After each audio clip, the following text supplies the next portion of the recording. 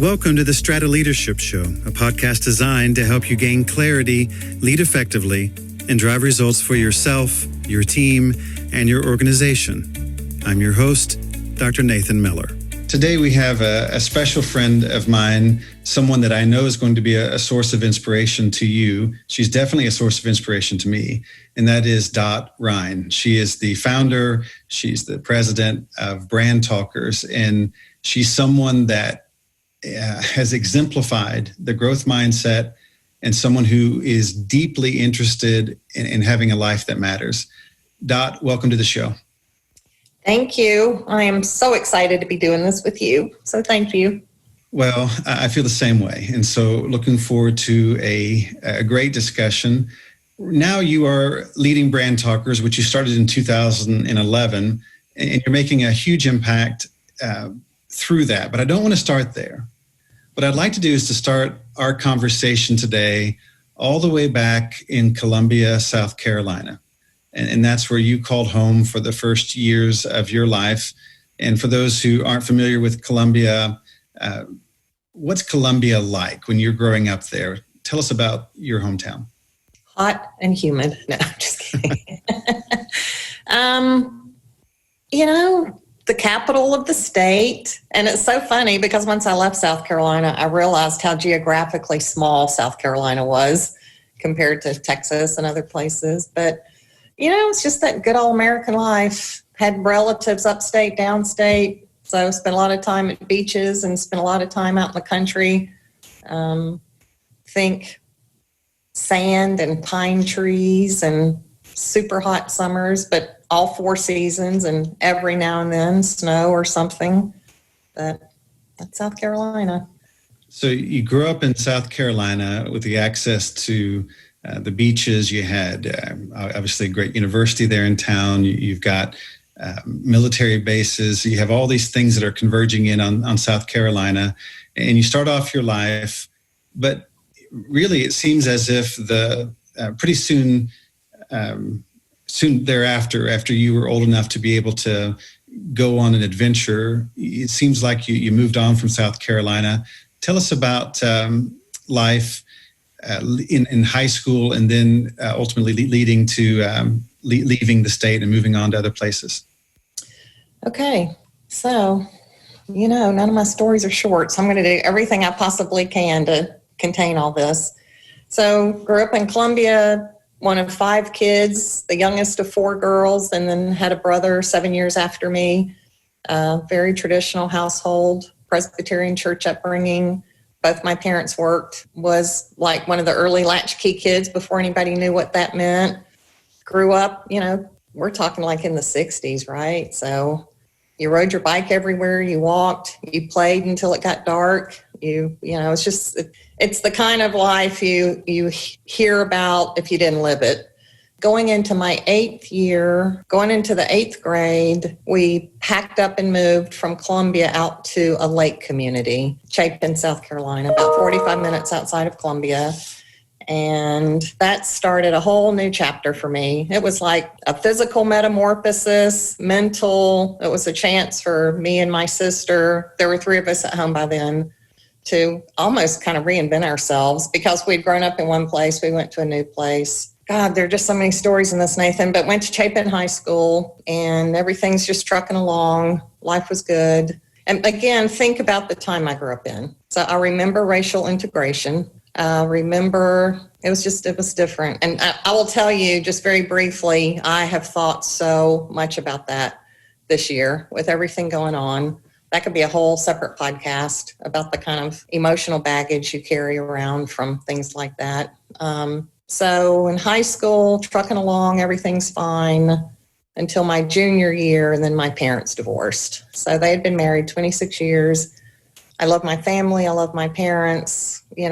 Kids don't know what kids don't know. You think things are fine, and then one day they're not, and you start getting old enough to kind of look at things differently and hear things differently, and you start to see where the underbelly was and what happened. And so from that point on, literally, I just lived in self-survival mode. Had to help my mom through some things. It wasn't easy for her. I had to help my dad through some things. It wasn't easy for him. Had my younger brother at home. So by then it was just me and Tommy. And we moved from Chapin to an apartment back closer to Columbia. So my junior year in high school was my last year at Chapin. And I was commuting back and forth that year and was starting not to care about a lot of things. And so that just started this really interesting chapter because my senior year in high school, it was me, Mom, Tommy. I had already been working part-time every summer, helping to contribute financially however I could and to just have my own money and do what I needed to do. It wasn't going to happen any other way. Didn't have a car. So as soon as I was old enough to drive, I did most of the driving for my mom. So my senior year in high school, I needed 1 English credit to graduate. So I went to this large high school near the apartment where we lived. I didn't know a soul, didn't care about anybody or anything. I just knew I needed that 1 credit. So I worked full time at Merrill Lynch that year. So I got a job.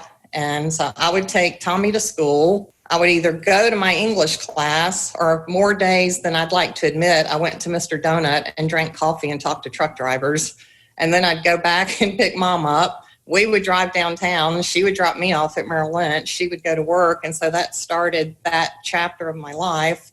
And thank God, literally, because when I look back on all this, it's amazing how I survived in spite of myself. And you just see the divine intervention. You just see where I was saved from things so many times. But I worked for an amazing woman at Merrill Lynch. And I know my mom's going to hear this. She'll understand this. She won't mind me saying this. But she was in survival mode too. So I would go my way. She'd go her way. She'd go to work. I'd go to work. Life was a mess. So Ann Paulus, my boss at Merrill Lynch, became my work mother. And she whipped me into shape. And if I went to work feeling bad because I'd stayed up too late the night before, she could care less. I will never forget the day she walked by and said, if you don't stop popping that gum, I'm going to fire you. I mean, she just gave me those simple life lessons to learn how to behave and work in an office. So I jokingly tell this story, but I'm so old now that I don't care. I think it's kind of funny. But Nathan, I tell people, I'm pretty sure I graduated from high school. I didn't go through a commencement.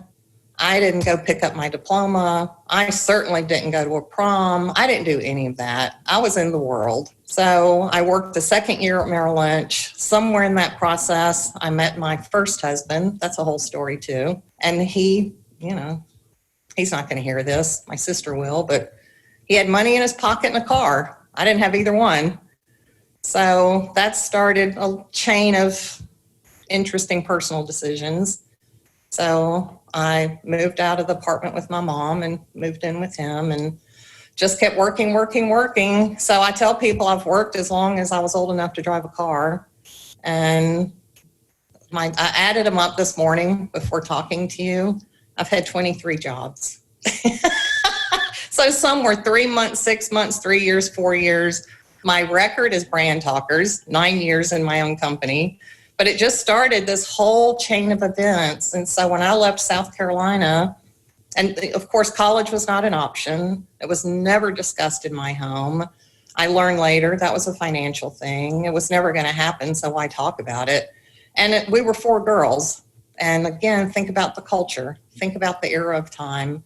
Didn't know my parents were as strapped as they were. So college just wasn't a conversation. And then when our world imploded, it certainly wasn't a conversation. So I left South Carolina when I was 23. And by then I had been in 2 supervisory roles inside different companies, both manufacturing companies. They're hilarious stories to even picture me in a fishing tackle company or a crafts company. Anyway.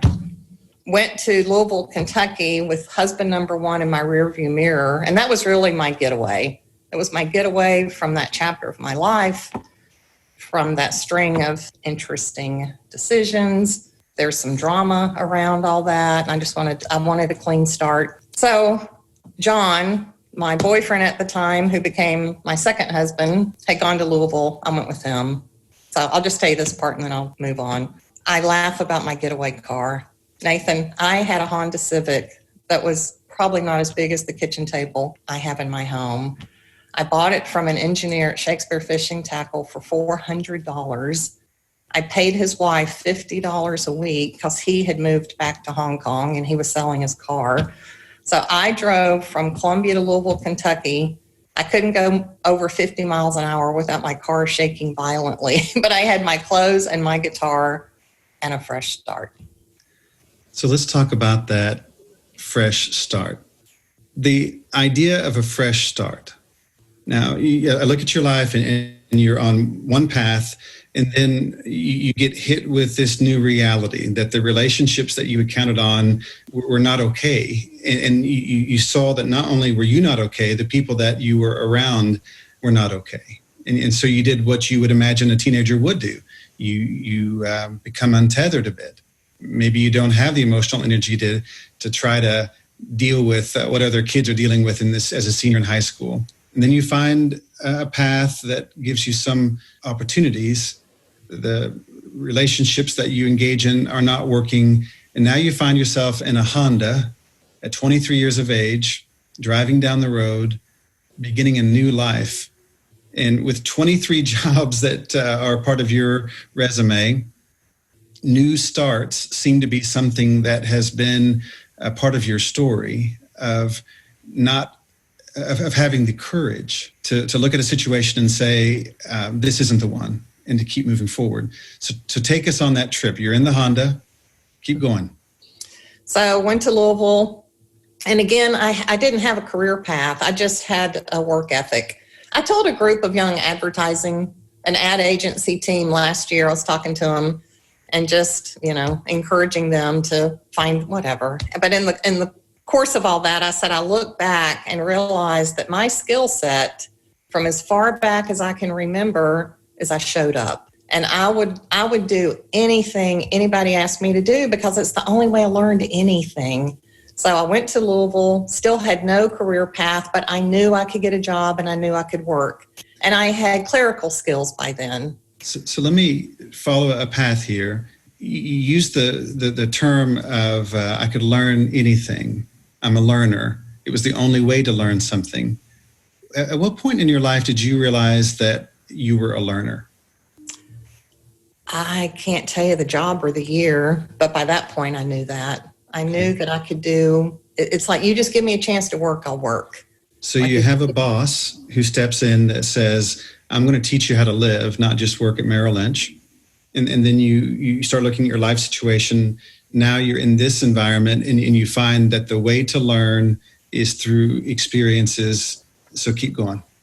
And lots of questions. I'm the nosiest person you'll ever meet, right? So I don't know if it's nosy or curious, but I always want to know why and what and how. And so I was placed by a temp firm inside a television station as a sales assistant. It was the NBC affiliate in Louisville. I had never stepped inside a media outlet, so it was so sexy. It was so fun. Here are these sharp-dressed, successful salespeople. I'm typing their little proposals and just drinking all the Kool-Aid and having a great time. That's where John and I got married. We were only there a total of 8 months, and then John got transferred to Kansas City. So it started an interesting trend or pattern for me. That general sales manager picked up the phone, called a friend in Kansas City and said, our sales assistant is moving. You should give her a job. So that guy said, well, at this TV station, we don't have an opening, but our radio station downstairs does. So I rolled into Kansas City and took the job as a sales assistant in a radio station. We were there literally 3 months and John got transferred to Dallas. So that general sales manager picked up his phone, called a radio station in Dallas and said, our sales assistant is moving. You should hire her. That happened. But when you look back between August of 1982 and August of 1983, I went from Columbia to Louisville to Kansas City to Dallas. So John and I ended up in Dallas in that late summer of 83. So I didn't know it, but that put me on a media career path. So if I'm looking at your life, and for those who are listening in who are contemplating their own future, there's not a clear path, but there are clear themes. So often people will say to me, I don't really know what my purpose is. I don't know what I should be doing. I don't know what my future should look like. And I really try to get them away from the idea of looking at a specific destination, but to look for themes. So if I'm picking up on these themes, one is you are a helper. You are looking at where your mom is, and you are not judging her for the situation that she's in, but you recognize that she's in a situation. The same with your dad. Then you find yourself moving into these new environments and quickly building relationships where people feel like you are worth the investment, that they'll tell you the thing, they'll guide you. And then for people to pick up the phone and call somebody else and say, no, seriously, you need to hire them, that's not normal.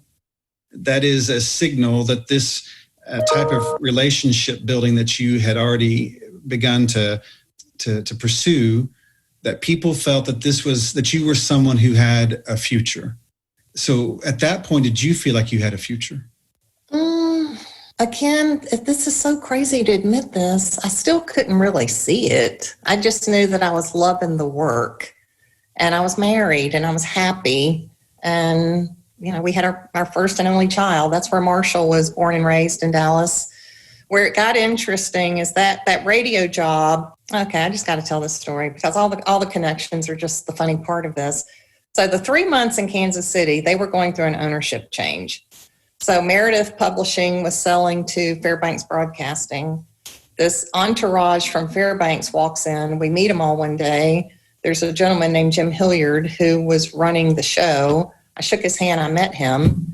I left Kansas City, came to Dallas. Well, Fairbanks owned the station in Dallas, and they were selling it to John Blair and Company. So I'm sitting there in a cubicle as a sales assistant.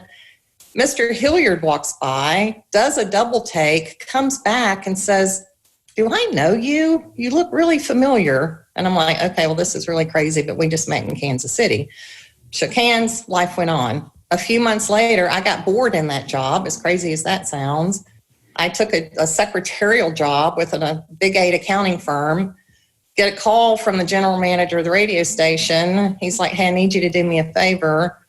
Jim's going to be setting up a corporate satellite office in Dallas. He don't want to live in New York City with this new company. He needs an executive assistant. He doesn't like anybody we've introduced him to. I need you to come interview with him. I'm like, no, I've had like 100 jobs this year. It's like, this is a fun job. I'm good. He's like, no, I really just need you to come do this for me. So I sit in his office. I wait for Mr. Hilliard to come in. He walks in, and his first words in a very kind voice said, yeah, not you. I'm like, why not me? He's like, you're too young. I said, what does that mean? He's like, you're too young for this job. I need somebody with more experience, because he had come from an office where he had a lifetime, assistant. And I remember in so many words saying to him, you have no idea how old I am right here. And I've lived a lot of lives already. So don't judge me by my age or what you think you see. Well, long story short, he hired me. And I tell people working for him was the equivalent of my college education. He was the first self-made, wealthy person I'd ever met. Everything he did was big. Every deal he did was big. Every relationship he had was big.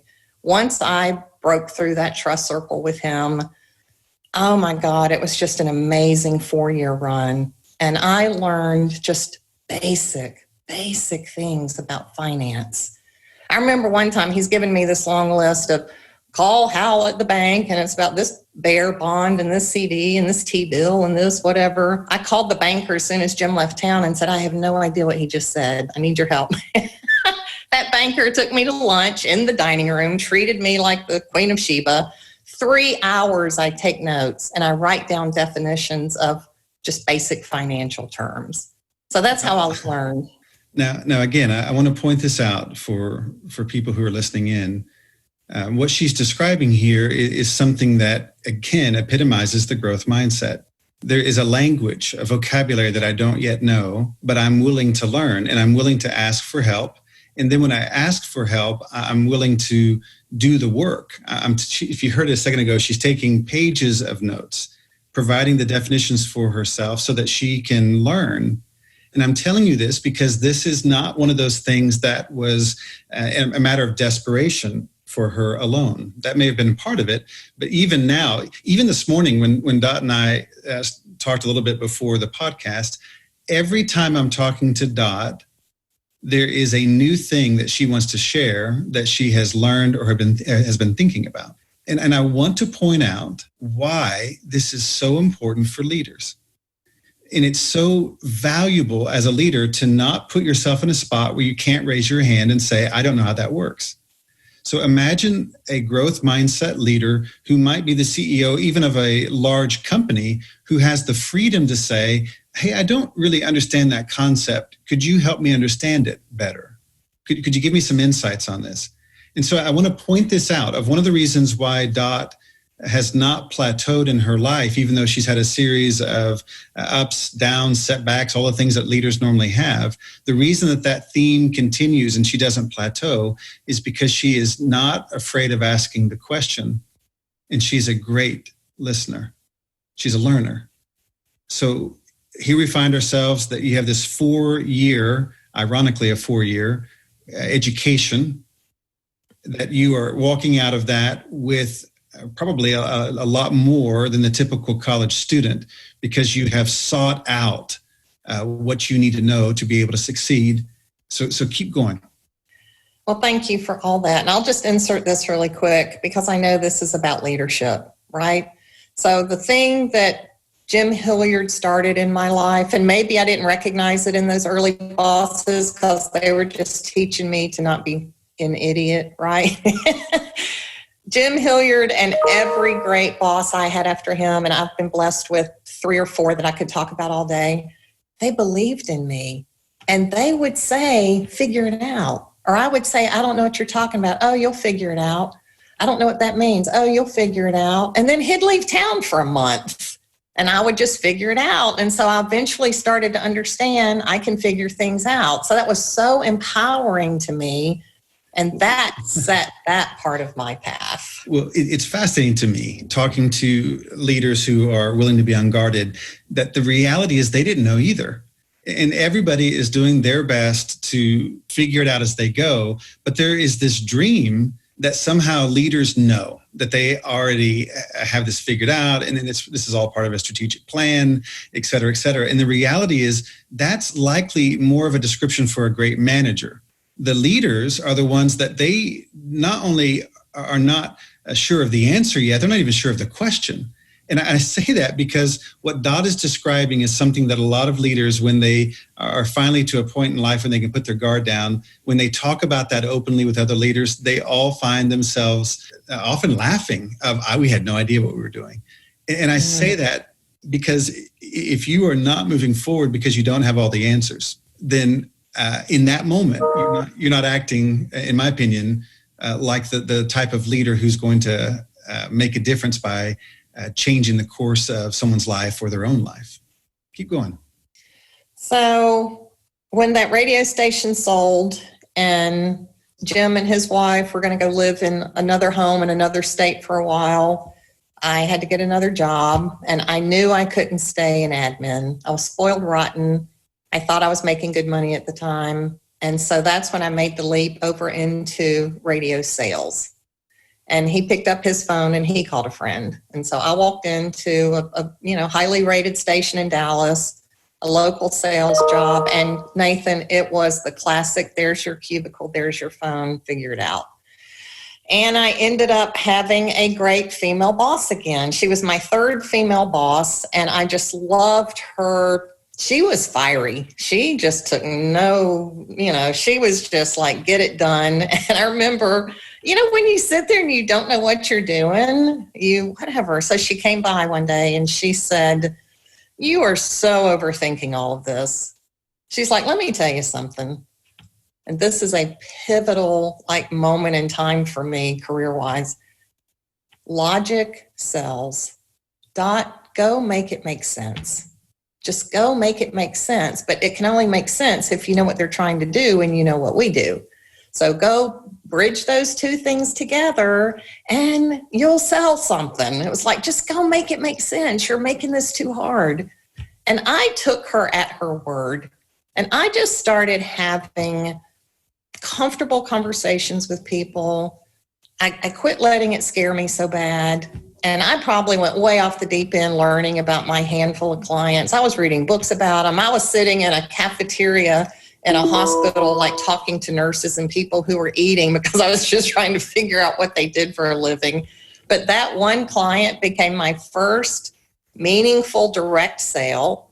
I ended up winning Radio Station Rep of the Year for Gannett in Dallas that year because of that one client. It won a creative award.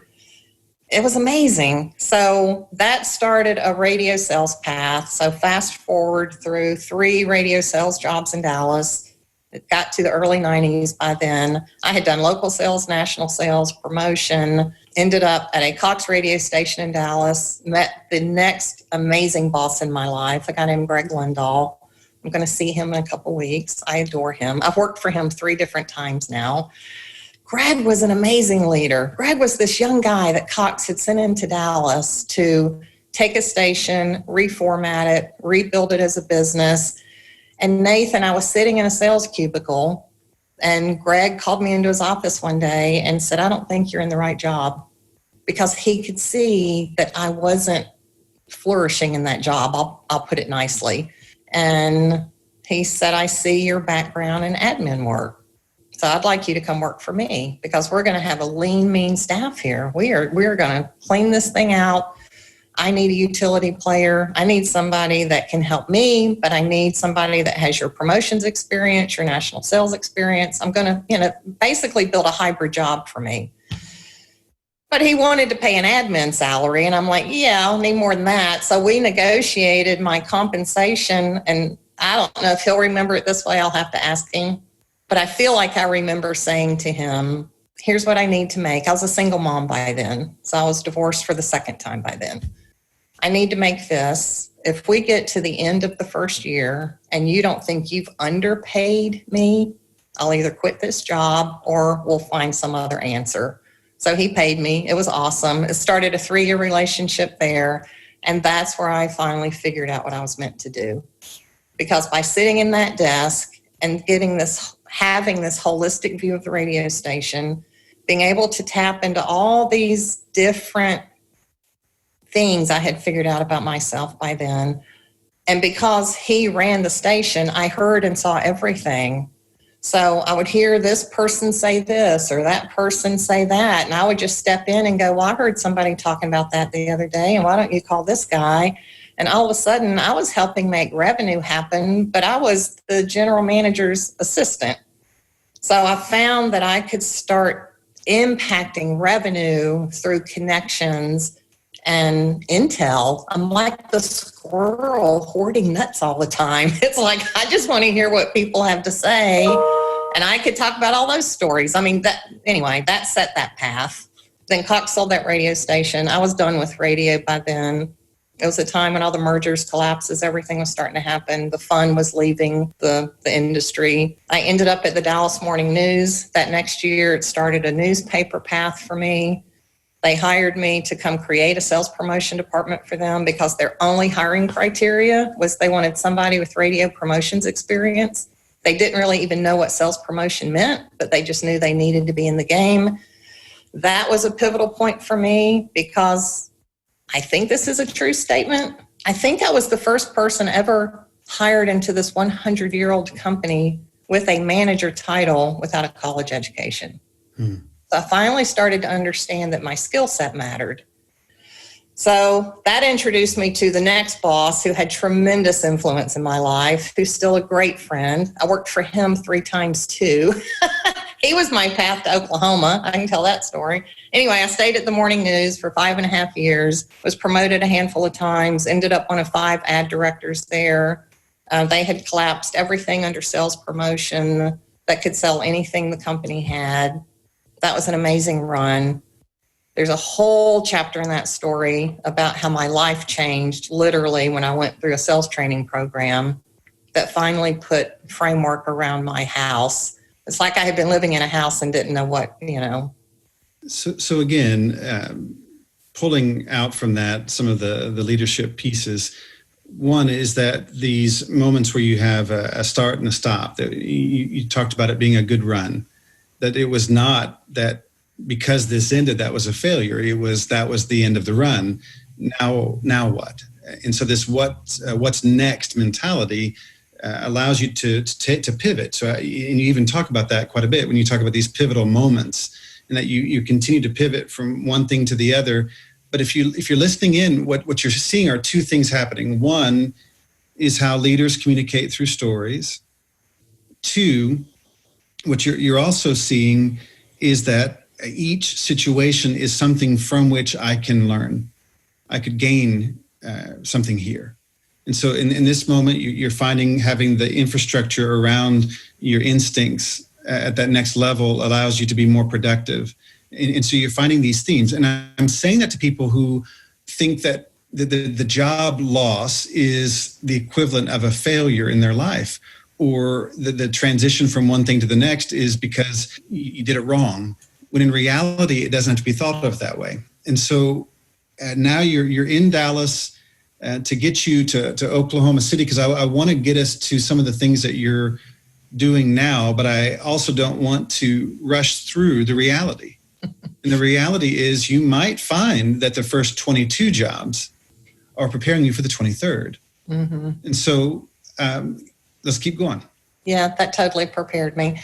So I left the Dallas Morning News and I jumped the fence and went to work for the sales training company that had come in and changed my life. And so I ended up traveling the country as a sales trainer and consultant, working with other media sales organizations, which very much broadened my purview, just helped me, my bigger perspective. And what I understood all of a sudden is that the issues and the opportunities inside the Dallas Morning News were the same in any media company in America. Salespeople were having to learn how to sell horizontally instead of vertically.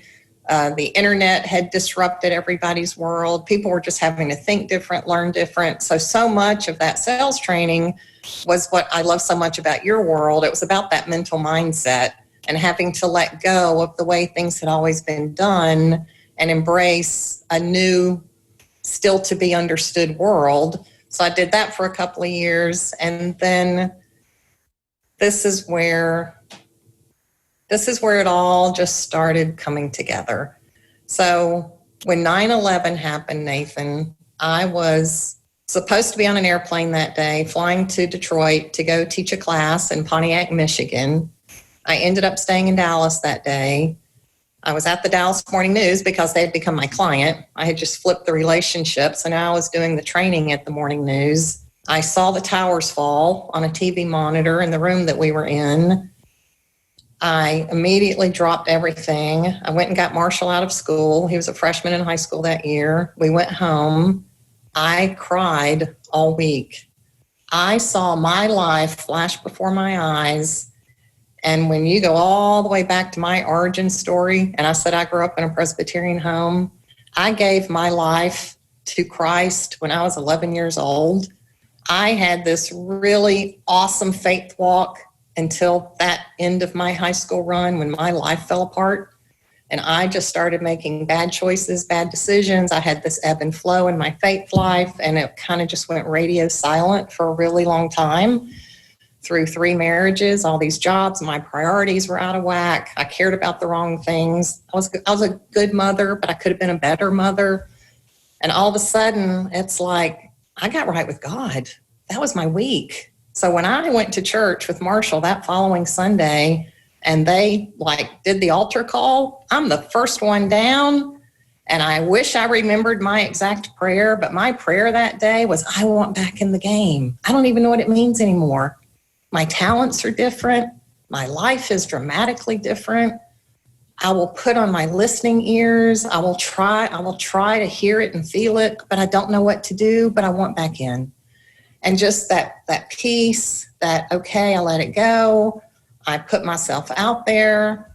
And Nathan, from that point on, what has happened in my life has been nothing short of a series of miracles. So I got out of what had ended up an extremely toxic job. In early 2002, I was unraveling out of the job. I was trying to figure some things out. And my Dallas Morning News boss, Sergio Salinas, had just been recruited to the Oklahoman, the paper in Oklahoma City, as their ad director. I wanted him to hire me as a consultant. I didn't even know what that meant.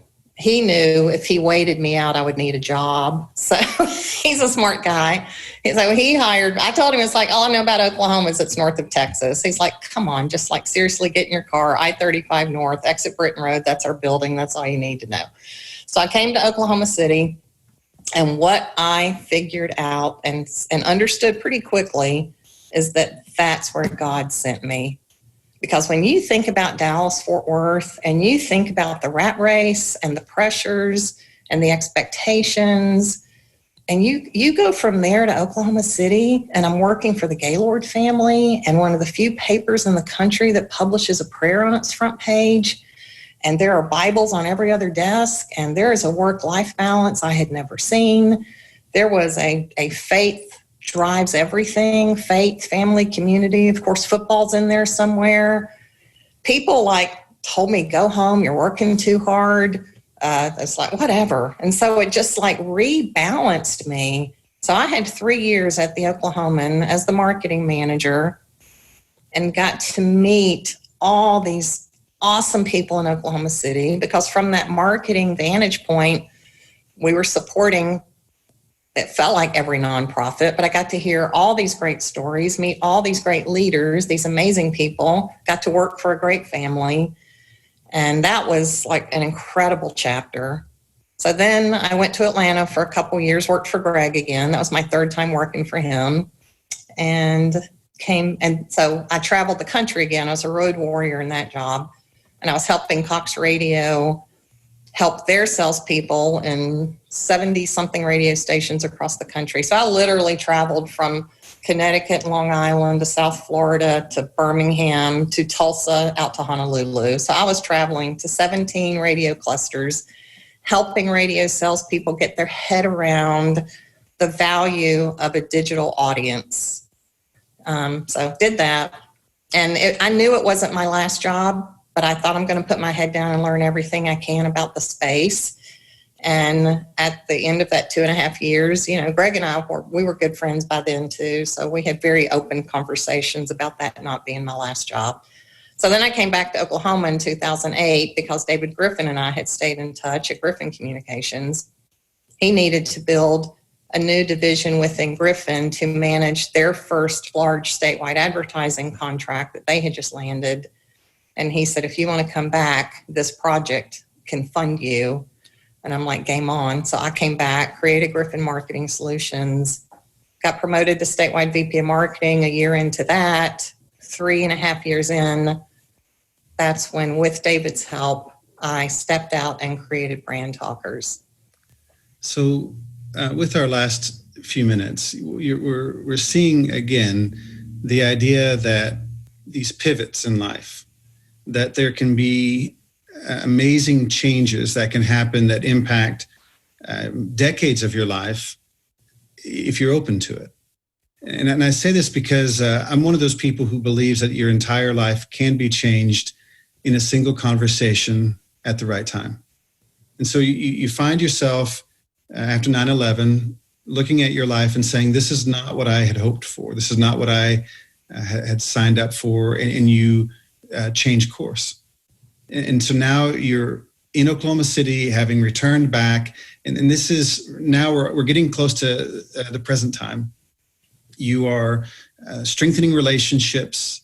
You have found your purpose in connecting people and connecting ideas. And so take us from here in our last few minutes on what that has meant over since starting Brand Talkers, and some of the highlights of what you found as an entrepreneur. So it was a classic leap of faith. And when I went to David, I said, I'm going to need your help to exit this company. And he was awesome. So I was able to launch Brand Talkers on a wing and a prayer. And the prayer was answered the day I was walking out the door at Griffin. And the Chevy dealer group client that I was working with managed other dealer groups in the South Central region. She had taken the local branded music content program that we built for her in Oklahoma City, and we started offering that to her other dealer groups. And that's what launched Brand Talker, Chevy Music Showcase. And then through another relationship, was able to go help the Oklahoma City Convention and Visitors Bureau build a marketing sponsorship model inside their marketing department. That was a few years.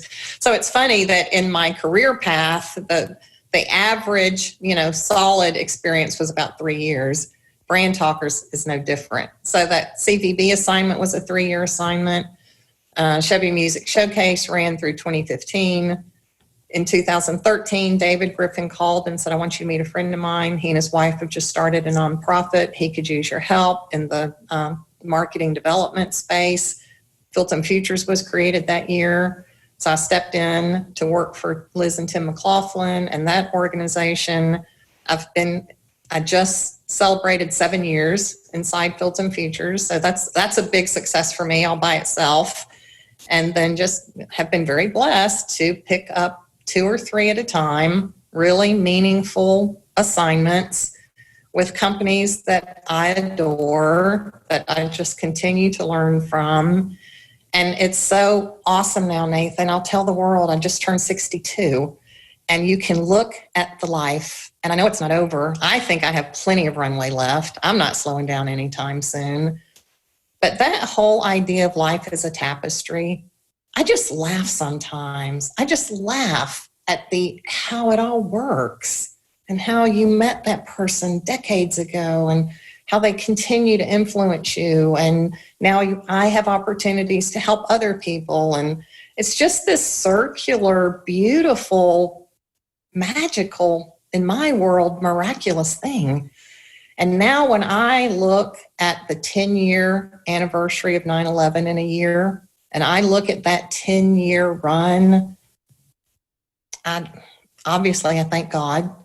And I tell that 9/11 story every chance I get, because I am convinced that every time I share that story, I get a little pat on the head that says, good girl, you keep sharing that story, and Nathan, something good happens.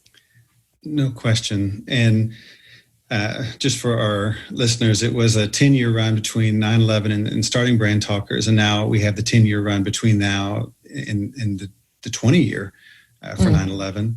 So looking at all of this and having the perspective of someone who has been through all that and can now look back on it and see how it all worked together, you're having that conversation, let's say, with that single mom who is looking at her life and wondering, how is this all going to make sense? The opportunities seem to be limited. There's just so much in front of them, et cetera. What would you say to someone in that spot right now who is struggling, wondering, is there a future? What do I do? What would you say to them? It's a good question and a hard question. Just know you can be and do anything you want, and love yourself and have those tough conversations with yourself. Look in the mirror first and understand the things you can control and the things you can't, and embrace the things you can, and forgive yourself for anything you perceive to be a mistake or whatever. And just believe that things happen when they're supposed to, they're meant to be. Don't give up the faith, stay strong, stay curious, lean in. Don't say no to opportunity. Don't overjudge and overthink things. Grab the moment if you see it or you sense it. It's okay to quit something later if it's not what you thought it would be.